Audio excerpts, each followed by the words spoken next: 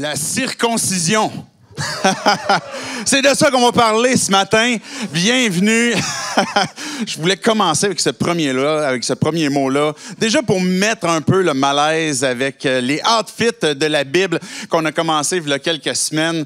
Peut-être que vous lisez la Bible et puis, je dis peut-être, mais je suis à peu près certain que peu importe que vous soyez croyant, que vous ne soyez pas croyant, que vous arrivez à un moment donné, ou peut-être que vous lisez la Bible et vous dites, mais c'est quoi ces choses-là qu'on trouve dans la Bible et puis qui sont comme démodées? Il me semble que, pourquoi est-ce que, c'est la question de base qu'on a avec la série, pourquoi est-ce qu'un livre aussi vieux, avec des concepts aussi vieux, pourrait comme avoir quelque chose à me dire pour ma vie à moi aujourd'hui? Et la circoncision, bien, il fait partie des thèmes bibliques et ce matin, je vais vous lire ce que certains vont considérer, puis je rentre un peu dans ceux-là, considérés comme le texte biblique le plus étrange. Et j'ai fait presque exprès, pas parce que je voulais me donner de l'ouvrage, parce qu'effectivement, ça m'a donné de l'ouvrage à essayer de le comprendre. Je vais vous l'expliquer du mieux que j'ai pu, mais l'objectif qu'il y a derrière ça, c'est qu'on puisse voir justement que oui, il y a des textes qui sont étranges et en même temps, ben, on peut découvrir que derrière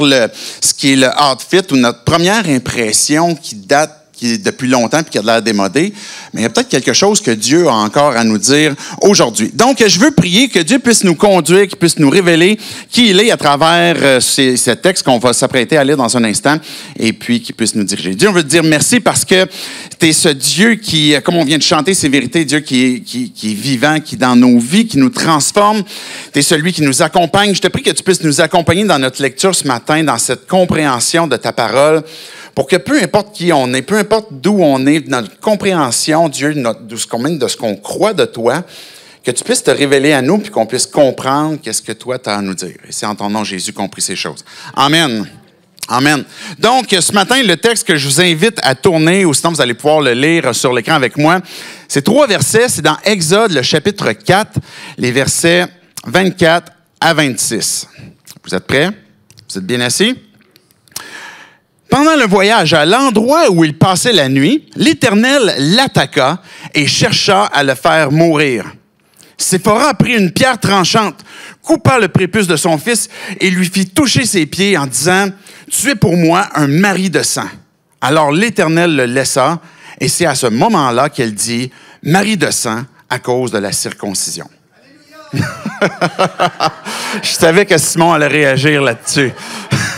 Je vais inviter les musiciens à s'avancer, c'est fini maintenant. Quel texte étrange, hein? Je ne sais pas si vous êtes un peu comme moi, c'est comme, hey boy, puis si tu as été invité ce matin par un ami, puis qui se dit chrétien, puis qui comme vient voir à l'église, ils vont parler de la Bible, etc. Là, c'est le bon temps où ce que tu comme, si t'es l'ami invité, tu donnes un coup de coude comme à ton ami chrétien, puis tu comme, je savais que c'était bizarre ton affaire. Je savais qu'il y a des choses bizarres dans votre Bible, vous autres. Mais c'est vrai, oui, c'est vrai, il y a des choses qui sont étranges, il y a des textes qui sont particuliers, et ça en fait ça en fait partie d'un de ceux-là que l'on voit dans la Bible. Mais déjà là, des premières leçons qu'on peut voir et qu'on doit accepter, c'est que des fois, on va lire des textes puis on ne comprendra pas. On ne va pas comprendre toujours le sens immédiat qu'il y a dans ce texte-là. On peut comme lire un peu plus qu'est-ce qu'il y a avant, qu'est-ce qu'il y a après, etc. Il y a certains textes qui vont nous demander un peu plus d'efforts peut-être intellectuels pour gratter un petit peu, pour comprendre c'est quoi. Des concepts qui sont là aussi. Comme là, le texte est difficile, mais il y a aussi le contexte de circoncision qui est en soi quelque chose qui est difficile, qui est répété à plusieurs endroits dans la Bible et puis qui est un concept qui transcende jusqu'au Nouveau Testament. Puis on va en parler dans un instant. Mais oui, il y a des textes qui sont étranges, qui sont difficiles, mais c'est pas une raison comme quoi que l'ensemble de la Bible est étrange ou ne devrait pas comme avoir une implication dans nos vies. Des fois, on n'a pas toujours une compréhension claire, et des fois, il y a des gens qui sont près de nous, peut-être des chrétiens, qui vont avoir toujours la réponse, à peu importe quel serait le texte. Et ça aussi, c'est une leçon à retenir, de se méfier de ceux qui ont toujours la réponse, parce qu'il y a des fois où c'est très difficile de comprendre ce que c'est. Mais quand on partage notre foi, ou quand on lit la Bible, et puis qu'on arrive devant une chose comme ça qui est difficile, puis qui nous donne l'impression d'un outfit qui est démodé, on devrait avoir l'honnêteté de dire, OK, je comprends pas. Puis je vais le mettre dans un tiroir, puis je vais voir plus tard de quelle façon est-ce que Dieu va utiliser ce texte-là pour venir me parler. Ce que je veux faire ce matin avec ce texte-là, c'est 3 choses. Un plan que j'aimerais qu'on puisse voir, c'est quoi ce contexte-là, le texte lui-même, qu'on puisse comme examiner ce outfit là, qui nous est présenté dans les versets qu'on vient de lire. Ensuite, de regarder ce qu'il y a derrière. C'est quoi les vérités qui sont intemporelles, les choses qui peuvent être sorties de cette histoire, de cet écrit qui nous a été laissé et qui ne change pas à travers le temps. Puis, en 3e lieu, qu'est-ce que ça veut dire pour nous aujourd'hui? Et quand je reviens sur cette idée justement de choses qui nous paraissent démodées dans la Bible, quand on est prêt à faire comme un pas un peu plus loin pour voir, OK, c'est quoi qu'il y a derrière ça?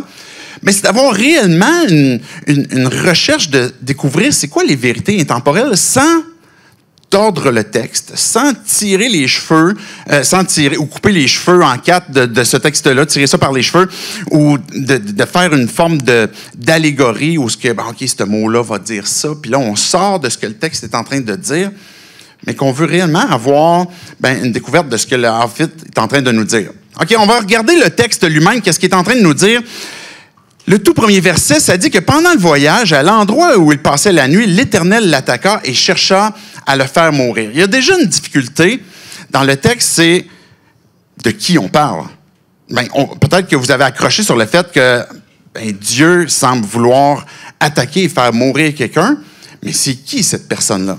Quand on regarde Exode 4, le contexte qu'il y a juste avant, c'est l'histoire du buisson ardent. On a déjà tout entendu un peu cette histoire-là, où Dieu apparaît à Moïse, et puis il va dans un buisson ardent, le buisson qui est comme en feu, et puis Dieu va lui dire, maintenant, Moïse, je veux que tu retournes en Égypte. Ça fait une 40aine d'années que Moïse est dans le désert, puis là, Dieu est en train de lui dire, je veux que tu retournes en Égypte, puis je veux que tu ailles parler à Pharaon. Parce que les Hébreux, ils sont là, qui sont devenus des esclaves, et puis je veux que tu ailles parler à Pharaon. Et puis là, il y a une discussion qui s'ensuit entre Moïse et Dieu, que là, Moïse va dire, OK, moi, je suis qui pour aller parler à Pharaon? Je garde les moutons de mon beau-père, là. Je n'ai pas comme une grande prestance. Mais Dieu lui dit, non, vas-y. Puis les miracles que je fais à travers toi, le Pharaon va les voir, puis il n'aura pas le choix de constater que l'Éternel est avec toi. Et là, il va dire... Regardez, je vais reculer. En fait, je ne pense pas les avoir apportés, je vais vous les citer. Je vais reculer de 2 versets juste en arrière de Exode 4. On a lu à partir du verset 24, mais je vais reculer au verset 22. Dieu va dire à Moïse, tu annonceras au Pharaon, voici ce que l'Éternel, ce que l'Éternel dit, Israël est mon fils aîné. Je t'ordonne de le laisser partir, parce qu'il est mon fils, pour qu'il me serve. Et si tu refuses de le laisser partir, je ferai mourir ton fils aîné. Dieu est en train de dire à Moïse, va parler au Pharaon, puis dis-lui que les Hébreux qui sont là, c'est mon fils premier-né. Et s'il ne le laisse pas partir, je vais tuer son fils premier-né. Déjà, on va parler dans un instant de cette image qu'on peut avoir de Dieu, qui est comme un Dieu tueur, vengeur, un peu... sanguinaire. Mais de qui est-ce qu'on est en train de parler? On pourrait arriver au verset 24 puis dire, OK, ils sont arrivés, Moïse, il est parti, il a reçu cette mission de Dieu, aller parler au Pharaon, puis pendant qu'ils sont en route, verset 24, l'endroit où ils étaient, là, l'Éternel l'attaqua et chercha à le faire mourir. Plusieurs commentateurs vont dire qu'on est en train de parler de Moïse. J'aurais plutôt tendance à penser, avec ce qu'on vient de lire dans les 2 versets précédents, que de qui on parle serait plutôt le fils de Moïse, qui n'avait pas été circoncis. Parce que la suite de l'histoire nous montre que Séphora, qui est la femme de Moïse, va prendre un silex, va prendre un couteau comme en pierre, et puis va couper, va circoncire son fils, et puis là, après ça, lance l'extra. sur les pieds de encore une autre personne. On parle du L apostrophe d'une autre personne qu'on ne s'est pas mentionné encore. Et ben, déjà spontanément, comment ça se fait que la femme de Moïse a tout de suite compris que, OK, la vie de son fils ou de Moïse est en danger et l'histoire nous montre que c'est en une question de un verset, Séphora pogne le couteau puis va circoncire l'enfant. Elle a compris le lien direct et elle n'avait pas eu tort parce qu'on voit justement qu'au verset 26, l'Éternel le laissa. La raison pour laquelle je pense que c'est le fils de Moïse, c'est du contexte qui est juste avant, de Moïse qui s'est fait envoyer par Dieu pour dire « Va parler à Pharaon, puis dis-lui que mon fils premier-né, c'est Jacob. Et puis, s'il ne le laisse pas partir, je vais m'en prendre à son fils premier-né. » Et là, Moïse y part, et on comprend que son fils, Moïse, a négligé de circoncire son propre fils. Pourquoi? Pourquoi Moïse avait négligé de circoncire son fils? Est-ce que je peux vous dire la vérité? Je ne sais pas. On ne sait pas. Pourquoi Moïse avait négligé ça? Jean Calvin avait une hypothèse en disant que pour lui, c'était une forme d'acheter la paix avec sa femme qui n'était pas du peuple hébreu, qui était madianite, et puis qu'il a voulu comme lui plaire et puis comme délaisser un peu ce qui peut-être pouvait créer une tension avec. Mais on ne le sait pas. La réalité, c'est qu'on ne sait pas qu'est-ce qui est en train de se passer. Et si c'est Moïse à qui Dieu s'en prend, ça a quand même un lien avec cette idée que Moïse n'avait pas fait ce qu'il aurait dû faire, c'est-à-dire de circoncire son enfant. Juste pour continuer d'expliquer le texte, puis je sais que peut-être que vous êtes encore avec plein de questions au fur et à mesure qu'on avance, puis peut-être qu'il s'en ajoute à ça. Mais pourquoi est-ce que Dieu veut tuer Moïse? Pourquoi? Ou l'enfant? Pourquoi est-ce que c'est si grave que ça? Que Dieu veut faire mourir un enfant? Ou même que Dieu, pourquoi est-ce qu'il veut faire tuer le premier-né d'Égypte s'il s'en prend, si Pharaon ne le laisse pas sortir? Dieu semble avoir des exigences très élevées. Et que même si Dieu a dit à Moïse, si l'Égypte ne laisse pas sortir mon premier-né, je vais m'en prendre à son premier-né, ça n'excluait pas Moïse lui-même. Moïse lui-même.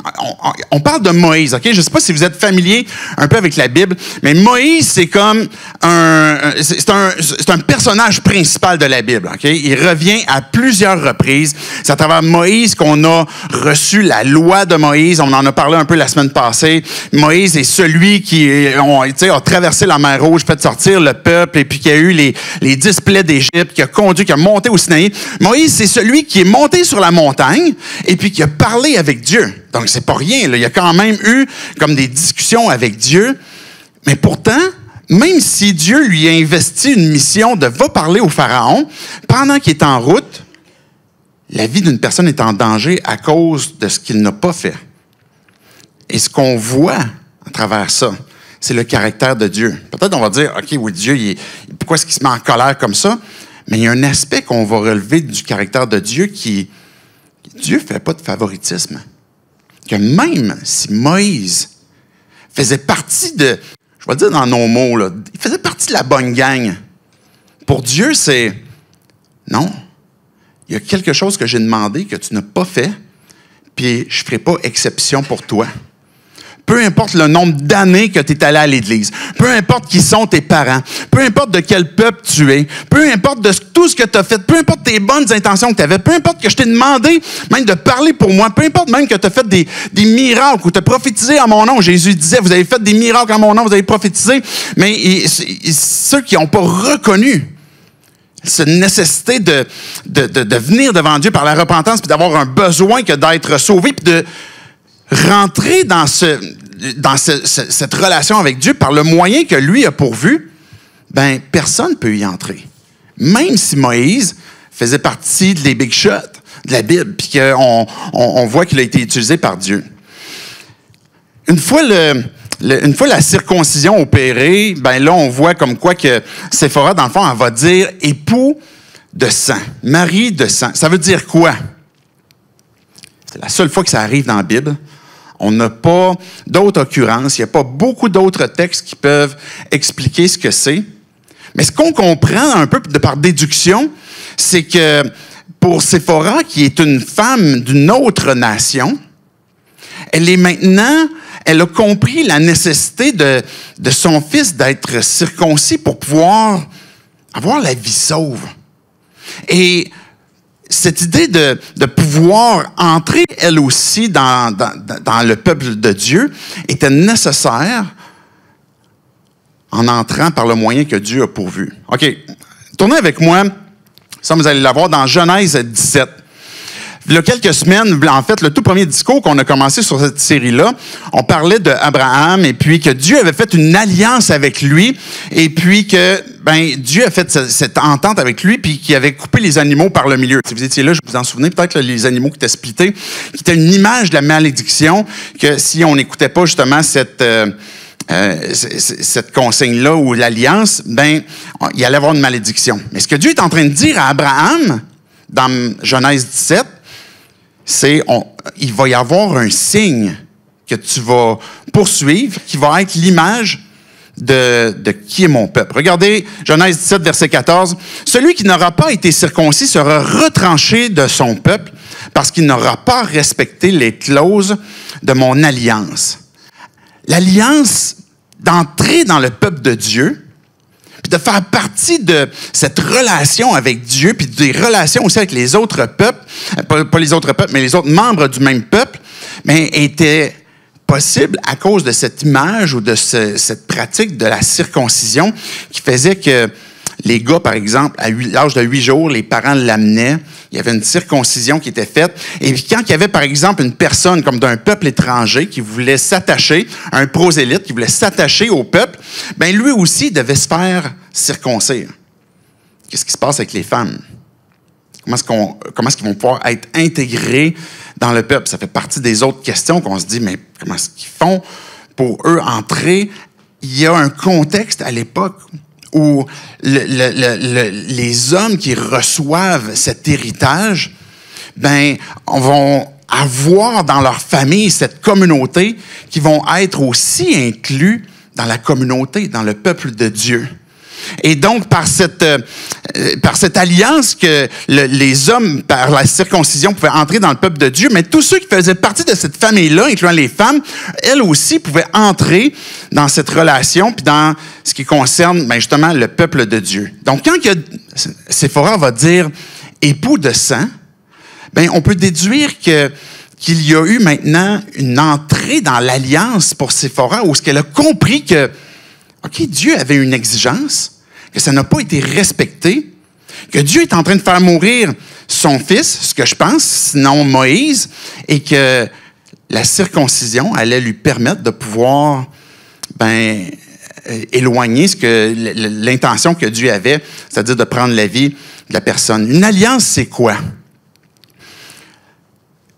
C'est une entente.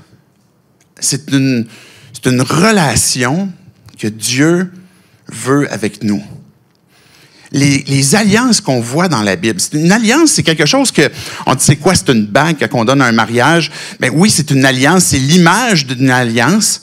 Mais on voit à travers la Bible ce désir de Dieu que d'être en relation avec l'humanité. Et il le fait à travers des alliances, comme on a vu avec Abraham puis la circoncision.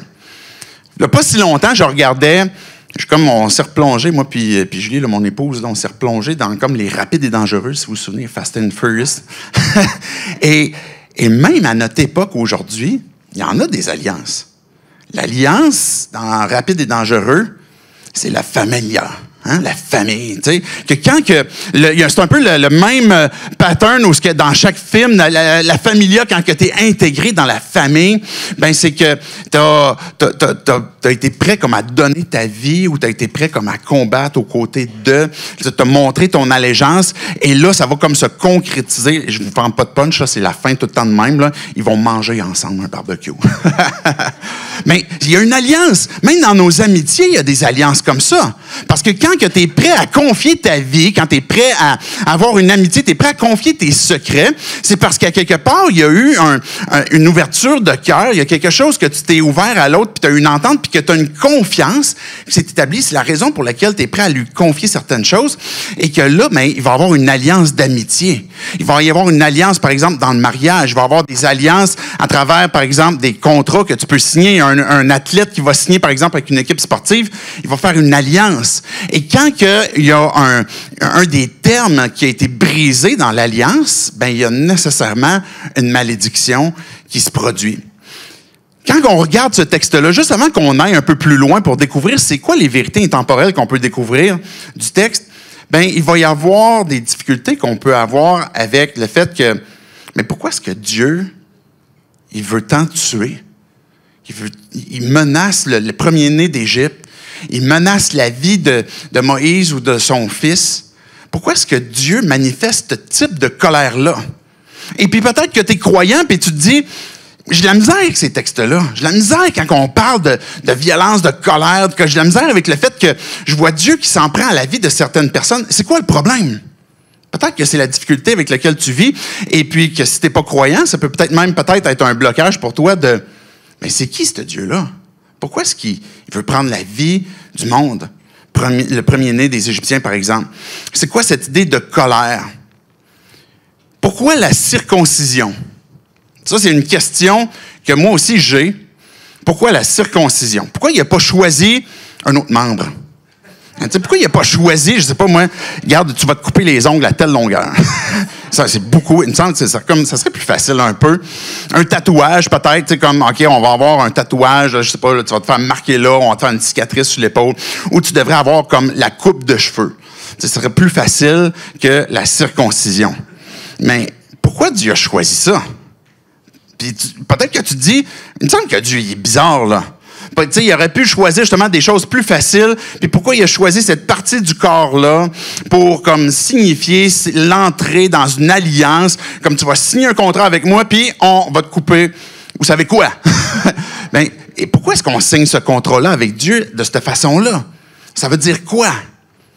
Mais il y a derrière ça, ce texte-là, puis derrière l'idée de circoncision, des vérités intemporelles qui restent et qui même vont être répétées dans le Nouveau Testament. Je parlais tantôt d'alliances qui sont une entente qui révèle le cœur de Dieu qui veut entrer en relation avec nous. Et on pourrait parler d'une alliance de grâce. Une alliance où, on en a parlé avec Abraham, quand que Dieu a dit, OK, à place de passer les deux au milieu des animaux, qui va nous rappeler la malédiction qui nous arrive si on ne respecte pas notre part du contrat, mais Dieu a dit, je vais passer seul entre les animaux pour porter la malédiction. Et puis, Abraham n'a pas eu à passer. Mais ça révèle la façon que Dieu a voulu nous faire entrer en relation avec lui, puis nous donner ce qu'on ne mérite pas, ce qu'on appelle la grâce, une alliance de grâce. Et que Dieu a voulu montrer son cœur, montrer son désir de vouloir entrer en relation avec nous. Et il l'a donné aussi, il le rappelle à Abraham. Et puis là, quand on voit à Abraham, mais aussi à Moïse, et plus tard dans l'Ancien Testament, justement avec la loi de Moïse, plus tard qui a été apportée, c'est devenu comme une loi où le 8e jour, les garçons vont être circoncis. Ce qu'il y a derrière chaque alliance, comme on parlait tantôt, il y a une malédiction aussi qui est annoncée en lien avec le fait qu'on va rompre le contrat ou l'entente qu'on a dans cette alliance-là. Et la malédiction de l'alliance que l'on voit, de l'image où on est introduit dans le peuple de Dieu, c'est justement le fait qu'il y a quelque chose qui est retranché.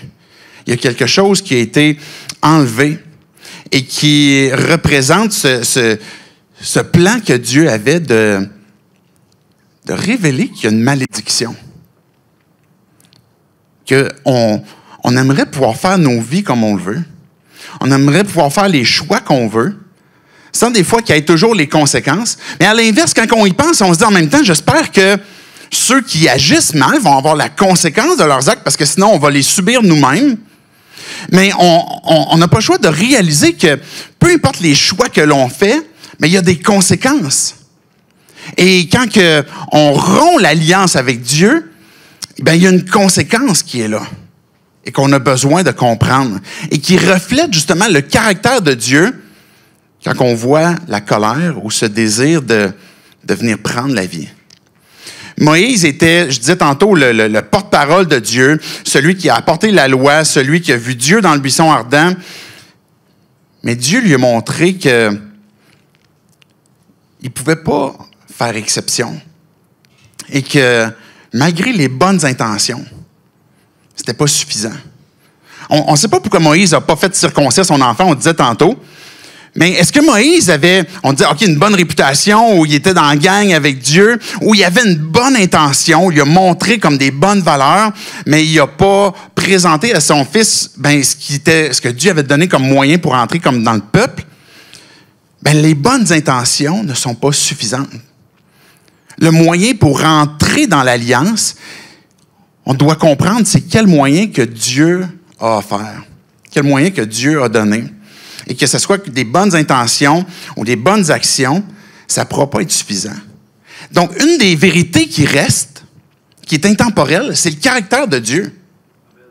Dieu est pareil tant dans l'Ancien Testament que dans le Nouveau Testament. On voit la grâce de Dieu, le fait que Dieu veut donner dans l'Ancien Testament comme dans le Nouveau Testament, mais on voit que Dieu nous fait comprendre que la malédiction que de faire comme ce que nous on voit les choses, comme ce que nous on aimerait que les choses se passent sans lui, mais que la conséquence de ça, c'est la mort. Que la conséquence du péché, c'est la mort, et ça nous est rappelé dans le Nouveau Testament aussi. Et puis que le caractère de Dieu, bien que, oui, Dieu peut se mettre en colère. Et quand on parle de salut, quand on parle de délivrance, quand on parle le fait d'être sauvé, c'est plus que d'être sauvé d'une mauvaise journée. C'est plus que d'être sauvé d'une certaine culpabilité. Ultimement, et c'est même plus que d'être sauvé de l'enfer. C'est d'être sauvé de la colère de Dieu. C'est le salut que Dieu nous donne en Jésus-Christ, c'est d'être sauvé de la colère de Dieu. Parce que Dieu est juste et Dieu n'est pas partial. Et quand même qu'on serait Moïse, qu'on serait les Hébreux ou qu'on serait les Égyptiens, si je ne suis pas dans l'alliance avec Dieu, je suis séparé de lui. Mais le cœur de Dieu, c'est de nous restaurer. Le cœur de Dieu, c'est pas de manifester sa colère contre nous. C'est pas son désir. C'est pas le désir de Dieu de nous envoyer en enfer ou de manifester sa colère, mais de nous sauver. Et on voit que l'idée aussi derrière la circoncision, ben une des choses qui nous reste, qui est une vérité permanente, intemporelle, c'est que dans la circoncision, il n'y avait pas de retour en arrière. Il y avait quelque chose qui était une image d'un moyen d'entrer dans le peuple de Dieu, puis qui avait une marque permanente. Tu ne peux pas te refaire greffer ça après. C'était fini. Il y avait un rappel de l'alliance que Dieu a faite avec toi, elle est pour toujours. Quand que Dieu donne la vie, quand que Dieu nous fait entrer en relation, quand Dieu nous fait entrer dans son peuple, bien, c'est une marque permanente. Je posais la question tantôt, pourquoi c'est pas comme juste la façon de couper les ongles ou couper les cheveux? Pourquoi est-ce que c'était aussi intime? Pourquoi aussi bizarre, aussi particulier, puis c'est sanglant, puis que c'est un peu, ça donne un peu une impression un peu rude ou barbare, et puis que on retranche justement comme une partie du corps. Ben c'est justement pour illustrer une métaphore d'un cœur qui a besoin aussi d'être circoncis. Parce que si on parle d'un membre qui est très intime, qui est très fragile, qui révèle justement notre intimité, puis dans même le texte qu'on a lu, il y avait cette idée de sang aussi qui a coulé, puis époux de sang. Mais ce que Dieu est en train de montrer à travers la circoncision, c'est qu'il y a une métaphore avec quelque chose de beaucoup plus profond, qui est notre cœur. Que mon cœur, j'ai pas envie de le dévoiler. Il y a des choses que je veux pas montrer. Et puis que si on vient opérer mon cœur au sens de la métaphore, ben ça va être difficile peut-être pour moi. J'aurais peut-être pas envie de le révéler. Mais il y a des choses que mon cœur doit se faire retrancher. Et l'idée d'être coupé ici, c'est justement cette malédiction qui est illustrée sur notre péché. Que notre cœur a besoin que d'être circoncis. Puis l'image de la circoncision du cœur, c'est pas juste dans le Nouveau Testament, dans la Nouvelle Alliance. On le voit dans Jérémie, je vais vous le citer, je me souviens plus, je l'ai apporté, Jérémie 4.4. Circoncisez-vous pour l'Éternel, circoncisez votre cœur, hommes de Juda et habitants de Jérusalem, sinon ma colère éclatera, comme un feu en s'enflammera, sans qu'on puisse l'éteindre à cause de la méchanceté de vos agissements. Dieu est en train de dire à des hommes, à des personnes qui ont été circoncis, circoncisez votre cœur. Parce que c'est là que ça se passe. C'est ça qui intéresse Dieu. C'est ça qui fait une vraie différence. Pas la circoncision dans la chair, mais de quelle façon est-ce que mon cœur a besoin que d'être pardonné pour être réconcilié avec Dieu? Et Dieu est en train de me montrer que la religion peut être quelque chose de très extérieur, mais qui ne change rien dans nos vies. On pourrait pratiquer plein de choses, plein de bonnes œuvres, plein de bonnes intentions, et on pourrait même avoir la marque physique de la circoncision, mais que notre cœur ne soit pas circoncis, mais montre comme quoi qu'il y a une malédiction qui est encore là et qu'il y a quelque chose qui doit être retranché. Il y a quelque chose dans notre cœur qui a besoin d'être circoncis. Et l'image de la circoncision qu'on disait qui est intime puis qui est un peu gore, qui est un peu sale ou sanglante, mais révèle la conséquence qui doit tomber à cause du péché. Puis c'est pour ça que Dieu va parler ici. Circoncisez vos cœurs avant que ma colère s'enflamme. Ce que Dieu s'intéresse, c'est comment est-ce que nos cœurs, devant lui, sont prêts à se montrer vulnérables. Puis dire, Dieu, j'ai besoin que tu transformes ma vie. J'ai besoin que tu transformes mon cœur. J'ai besoin que tu transformes mes pensées. Puis j'y arrive pas. Puis il y a une malédiction qui doit tomber. Puis ultimement, elle tombe sur chacun d'entre nous. Mais de quelle façon est-ce que cette vérité qui concerne la circoncision, la mort en lien avec le moyen d'entrée que Dieu nous donne qui n'est pas respecté, de quelle façon est-ce que ça, aujourd'hui, ça s'applique à nos vies? De quelle façon est-ce que ce texte-là, qu'on a vu dans Exode, nous apporte des vérités pour nous aujourd'hui? Je vais terminer avec un dernier texte. Vous êtes toujours avec moi? OK. Colossiens 2, au verset 11. C'est en lui aussi que vous avez été circoncis d'une circoncision qui n'est pas faite par la main de l'homme, mais de la circoncision de Christ, qui consiste à vous dépouiller du corps de votre nature pécheresse. Verset 13-14. Vous qui étiez morts en raison de vos fautes et de l'incirconcision de votre corps, il vous a rendus à la vie avec lui. Il nous a pardonné toutes nos fautes. Il a effacé l'acte rédigé contre nous qui nous condamnait par ses prescriptions et il l'a annulé en le clouant à la croix. Ce que ce texte-là est en train de nous dire, c'est que la raison pour laquelle on peut dire que nos cœurs ont été circoncis, c'est parce que la malédiction est tombée sur quelqu'un d'autre. Et c'est pour ça qu'on peut dire j'ai été circoncis en Jésus-Christ. Parce que la malédiction qui devait tomber sur moi, la colère de Dieu qui montrait comme quoi qu'il voulait prendre la vie de Moïse ou de son enfant, était légitime. Et ce de quoi on doit avoir peur, c'est pas de pourquoi est-ce que Dieu fait ça, mais pourquoi est-ce que nos cœurs ne sont pas transformés quand on réalise qu'on a besoin d'un sauveur, puis que la malédiction devrait tomber sur nous. Parce que Dieu est juste. Et le fait que je peux dire, maintenant, mon cœur est circoncis, c'est que maintenant, dans mon cœur, dans ma vie, dans ce qui est le plus intérieur de moi, de mon âme, de mon esprit, dans mes pensées, de mon être, il n'y a plus de malédiction. Et c'est pas une question de la chair dans laquelle on est circoncis dans la chair, mais qu'on est circoncis de cœur. Et le principe demeure. le seul moyen qu'on voyait pour entrer dans le peuple de Dieu au sens physique était la circoncision. Mais on voit une métaphore derrière ça que le seul moyen d'entrer en relation avec Dieu, dans le peuple de Dieu au sens spirituel, où je suis réconcilié avec lui, c'est uniquement par la circoncision de mon cœur que je peux avoir en Jésus-Christ. Parce que cette malédiction que je devais recevoir est tombée sur lui. Et vous qui étiez, regardez, je vais juste relire le verset 13, ça va dire, vous qui étiez morts en raison de vos fautes et de l'incirconcision de votre corps, il vous a rendu à la vie avec lui. Ça, c'est le caractère de Dieu, qui ne veut pas la mort pour nous, mais qui veut la vie. Et c'est pour ça qu'on s'investit dans une mission en Église de faire découvrir la vie en Jésus-Christ. Parce qu'on est sauvé de nos propres penchants dans notre cœur, on est sauvé de notre propre péché qui nous sépare de Dieu, et Dieu nous rend à la vie avec lui, puis il va dire, il nous a pardonné toutes nos fautes. Qu'est-ce que Dieu n'a pas pardonné dans ta vie?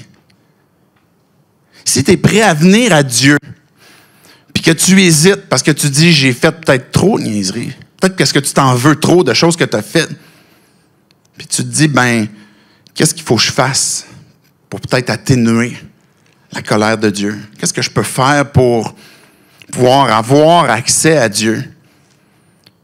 Il n'y a aucun autre moyen que celui que Dieu a pourvu, qui est Jésus-Christ, sur qui la colère est tombée. Jésus a été crucifié. Il a dit à la croix, mon Dieu, pourquoi m'as-tu abandonné? On a lu tantôt avec Moïse, avec Abraham dans Genèse 17, que celui qui n'était pas circoncis ou celui qui avait la malédiction, qui portait encore dans sa chair, qui n'était pas circoncis, était exclu. Jésus a porté notre condamnation, puis a été lui-même aussi maudit de par son propre Père, qui a été séparé pour nous faire entrer. Jésus a même été crucifié à l'extérieur de la ville, pour montrer qu'il a été exclu pour que nous, on puisse entrer en relation avec Dieu. Je poursuis le verset, il dit, il nous a pardonné toutes nos fautes. Il a effacé l'acte rédigé contre nous qui nous condamnait par ses prescriptions et il l'a annulé en le clouant à la croix. Si nos péchés nous emmènent à avoir un écrit pour dire il a manqué quelque part, puis puisqu'il a manqué, il y a la malédiction sur lui.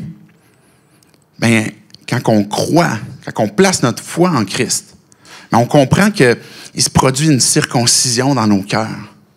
Où maintenant, je reconnais mon besoin de Dieu. Je reconnais que je suis séparé de lui à cause de mon péché, et puis que maintenant, cet acte-là est anéanti, est brisé, est déchiré, est annulé. Quel espoir est-ce que ça vous donne? Quel encouragement est-ce que ça peut vous donner aujourd'hui? De savoir que cette alliance que Dieu a faite, il n'y a rien que tu te peux faire pour que tu puisses le perdre. Parce que c'est lui qui a porté ce qui était nécessaire. Je vais inviter les musiciens à s'avancer. Mais même si on est aussi dans une démarche où on veut découvrir qui est Dieu, je disais tantôt, c'est peut-être un texte bizarre qu'on a lu tantôt, un peu étrange, on ne comprend peut-être pas tous les angles, mais une chose qui est claire, c'est ce cœur que Dieu a de vouloir avoir une relation avec nous, de vouloir nous partager sa personne, puis de vouloir nous sauver de nos propres penchants, de nos propres rébellions, qui finalement nous éloignent de Dieu, puis qui nous empêchent de pouvoir être réconciliés avec lui. Et le seul moyen pour ça, c'est de placer notre foi en Christ. L'objectif de la série, c'est qu'on puisse voir la parole, lire qu'est-ce que Dieu a à nous dire, puis de comprendre c'est quoi les principes qui sont derrière, puis qui s'appliquent encore à nos vies aujourd'hui, pour qu'on puisse, les vivre. Et que si dans une première lecture, il y a des choses qui sont étranges, des fois, c'est peut-être même un peu intentionnel pour que Dieu nous emmène à voir que derrière ça, il y a une image. Et comme le cas de la circoncision qui nous rapporte à notre propre cœur et qu'on a besoin d'un sauveur. Je vais vous inviter à vous lever, si vous voulez, avec moi pour prier. Puis on va avoir aussi quelques chants qui vont suivre, qui est une occasion de répondre à Dieu, puis de lui dire notre amour, notre réponse de qu'est-ce que cet amour qu'il a eu pour nous. Dieu, je veux dire merci pour ta parole. Le texte qu'on a lu tantôt, Dieu, dans le fond, on a besoin que tu nous l'expliques un peu plus. On a besoin que tu nous montres tout ce que peut-être ça voulait dire. Pourquoi est-ce que tu t'en es pris à Moïse ou à son fils? Pourquoi Moïse n'avait pas circoncis son enfant? Mais une chose est claire, Dieu, que tu nous as révélée. C'est ton désir que nos cœurs soient transformés. Tu nous fais comprendre aussi cette conséquence que nos cœurs ont, que nos vies ont, que d'être séparés de toi, que ta colère est sur nous parce que on est séparés de toi, Dieu, à cause de notre propre péché, mais que tu nous révèles aussi que tu désires cette relation, tu désires nous pardonner, tu désires annuler cet acte qui nous séparait de toi et que le seul moyen que tu nous as donné, Père, c'est ton Fils. Jésus t'a donné ta vie, tu as porté toi-même la malédiction et tu nous fais entrer en relation avec toi. Dieu t'a fait de nous ton peuple. Tu fais de nous, il n'y a plus d'hommes et de femmes, il n'y a plus d'enfants, il n'y a plus de vieillards, il n'y a plus de juifs ou de grecs. Dieu, à travers cette circoncision de nos cœurs, de la malédiction qui est tombée sur toi, Jésus, tu nous sauves de cette colère et puis tu nous intègres dans cette relation, dans cette église, dans ta famille et puis qu'on peut avoir cette communion. Et Dieu, on peut avoir un cœur qui est sûr, qui est ferme, une espérance qui ne changera jamais à cause de ce que toi t'as fait. Reçois toute gloire, tout honneur. Et c'est en ton nom, Jésus, qu'on prie ces choses. Amen.